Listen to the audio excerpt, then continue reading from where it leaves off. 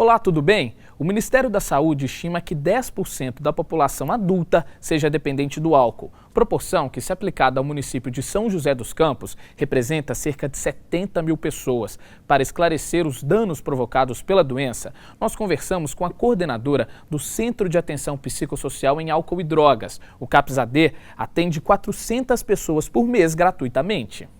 Ela falou sobre os graus do uso do álcool, da dependência e dos sinais que amigos e familiares podem perceber.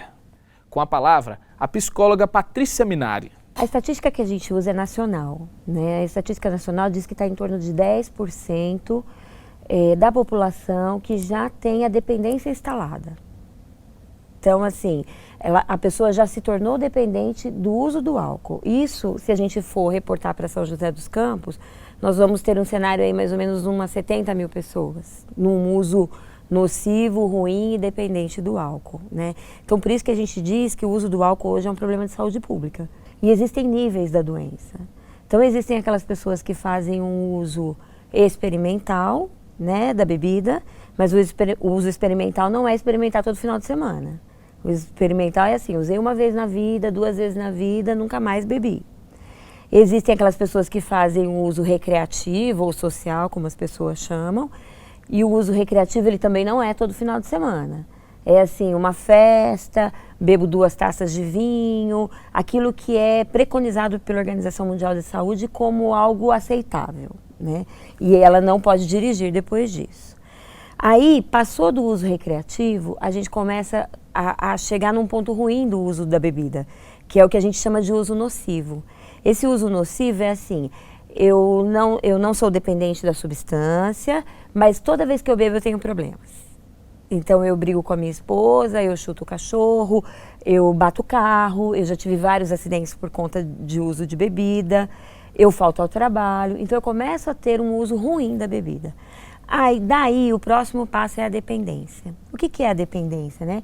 A dependência é quando a pessoa ela apresenta sinais e sintomas físicos, psíquicos, de que ela precisa da substância. E no caso seria o álcool. Então, existem vários sinais. Por exemplo, um muito clássico é a síndrome de abstinência, aquele tremor.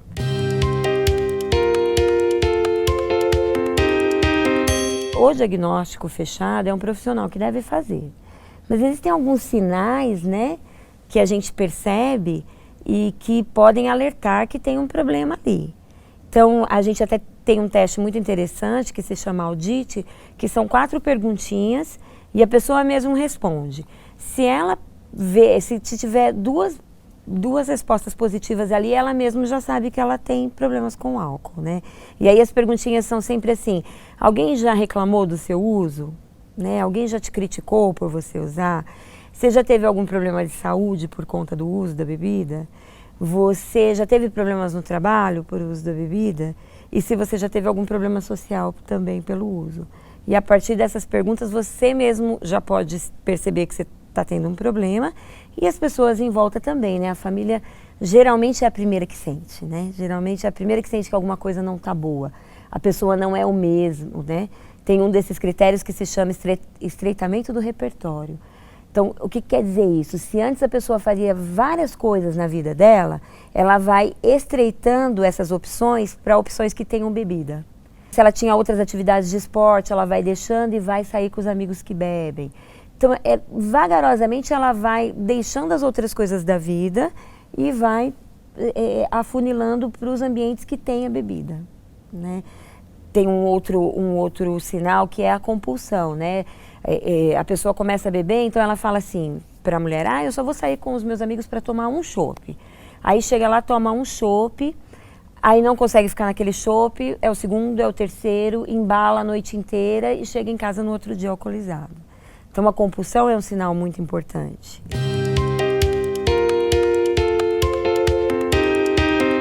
30% das pessoas que desejam se tratar conseguem abstinência em 1 ano. Não existe uma cura, mas existe um controle, né? A pessoa pode se tornar abstinente, ela pode levar a vida e existem muitas pessoas que conseguem fazer isso. Tem muitas formas de tratamento hoje, desde os grupos de ajuda, né? Que aí é só mesmo entre eles ali, mas que tem um resultado muito bom, né? O AA, o NA. tem muitas pessoas que se beneficiam desse tipo de tratamento.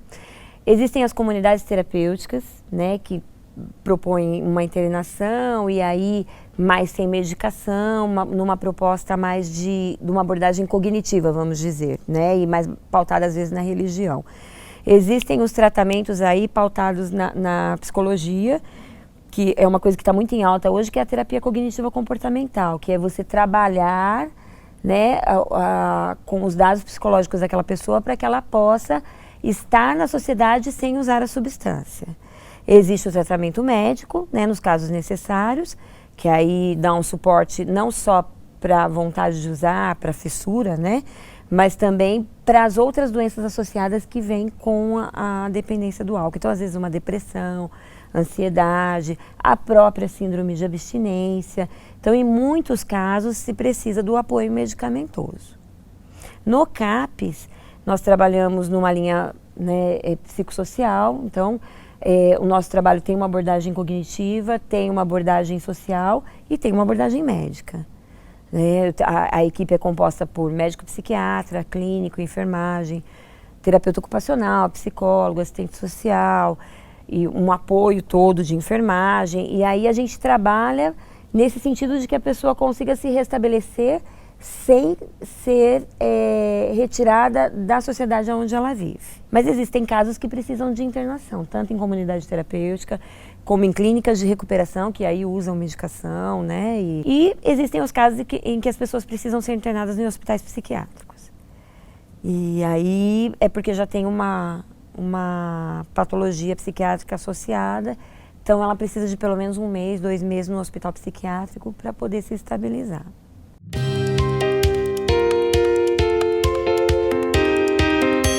São José tem uma rede de atendimento ao usuário de álcool e outras drogas.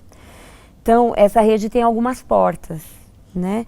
Uma das portas é a UPA de saúde mental, que é o atendimento em psiquiatria, que fica no satélite. Lá, a gente tem psiquiatra 24 horas e tal, a pessoa entra, faz uma avaliação e ali, a partir daquela avaliação individual e familiar, se faz uma proposta de tratamento, que pode ser qualquer uma dessas que eu te falei. Nós temos vagas hoje em comunidade terapêutica, em clínicas, em hospitais psiquiátricos e temos o tratamento ambulatorial do CAPS-AD. O SAMA é um serviço que só cuida de adolescentes de ambos os sexos e mulheres. Ali tem atendimento diário, de segunda a sexta, a partir das 8 horas da manhã. Não precisa agendar, é só chegar com o cartão SUS e o RG e tem que ser munícipe de São José. Além dessa porta tem o CAPS-AD, que também funciona todos os dias das 7 às 19. A pessoa chega lá com o cartão SUS e o RG, nós vamos acolhê-lo, né, fazer uma triagem e incluí-lo no tratamento. A UPA de saúde mental, ela fica aberta 24 horas por dia, atende todas as populações na urgência, né, e também faz a proposta de tratamento. Então nós temos essas 3 portas. Só é importante que adolescentes e mulheres procurem esse serviço que já é especializado para eles, né, e o CAPS-AD fica para homens adultos. Mas numa emergência pode-se procurar qualquer um dos serviços, né? O importante e o que a gente quer no município de São José, e a gente tem trabalhado muito nesse sentido, é que a pessoa que tem algum problema com álcool e drogas, ela se sinta acolhida, que ela saiba que ela tem portas para ir, né? Porque a pior questão é assim, é a pessoa olhar e falar, eu não tenho saída, eu não vou conseguir.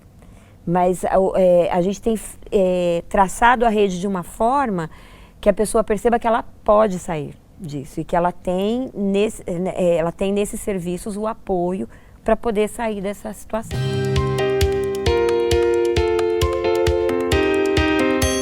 Eu comecei a trabalhar no CAPS em 2002. 80% da nossa população era alcoolista. Então, assim, 80% usuário de álcool, só usuário de álcool.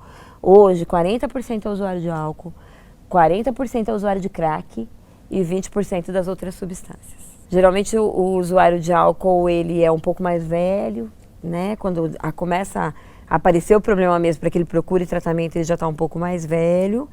E ele tem uma dinâmica diferente do usuário de crack, né? O usuário de crack, ele tem muito, na grande maioria deles, um envolvimento com a marginalidade, né? Então, a dinâmica é muito diferente de um usuário para o outro. Agora, não existe isso que uma droga é pior do que a outra.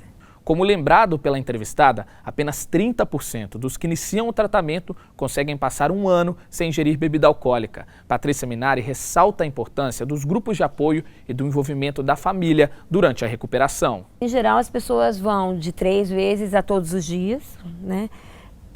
Recebem medicação, tomam café da manhã, participam das atividades, dos grupos terapêuticos, que são sempre acompanhados por um profissional. Fazem a refeição, almoço, depois vão para uma outra atividade, depois café da tarde e aí vão embora para suas casas. Geralmente acompanhados pela família. Se a pessoa estiver clinicamente ou psicologicamente ela não estiver bem, a família vem buscar, vai levar. Mas existem pessoas que estão bem, trabalhando, e aí vão uma vez por semana num grupo, passam no médico e ficam bem, né? Existem pessoas que entraram, ficaram a semana toda por uns 20 dias, depois já começam a melhorar o quadro, voltam a trabalhar e fazer a vida e continuam frequentando uma vez por semana. Então, tudo isso é muito dinâmico, assim, muito individualizado. A gente tem que olhar um por um e aí, junto com essa pessoa, pactuar um projeto que atenda aquilo que ele precisa no momento. A gente trabalha muito com a questão psicoterapêutica mesmo, então nós temos grupos psicoterapêuticos para trabalhar a sensação de ficar sem a bebida ou as dificuldades de ficar sem a bebida, né? Nós temos grupos de apoio de família, que é importantíssimo que a família participe. E aí nós temos alguns grupos que falam sobre a medicação e a forma de usar, grupos de alimentação e às vezes algum de terapia ocupacional. Mas a nossa base não é a laborterapia ou como é, por exemplo, nas comunidades terapêuticas. Nós temos realmente uma base mais psicoterapêutica. Meu filho não quer se tratar, ou meu marido não quer se tratar, mas a família pode procurar ajuda. Porque aí a família, indo a um grupo de autoajuda ou participando de um grupo de família lá no CAPS, ela mesma já começa a se organizar de uma forma que motive a pessoa a se tratar. Então, assim, a participação da família é imprescindível, né? Então, meu filho não quer tal, mas vai você, procura você, até porque como a pessoa também adoece junto com o dependente químico, o grupo de família ajuda muito para que ela se restabeleça, para que ela olhe a coisa um pouco mais de fora e para que consiga mobilizar a motivação do usuário para parar de usar. O programa Com a Palavra fica por aqui. Veja outras entrevistas no nosso canal do YouTube. Obrigado pela companhia e até o próximo encontro.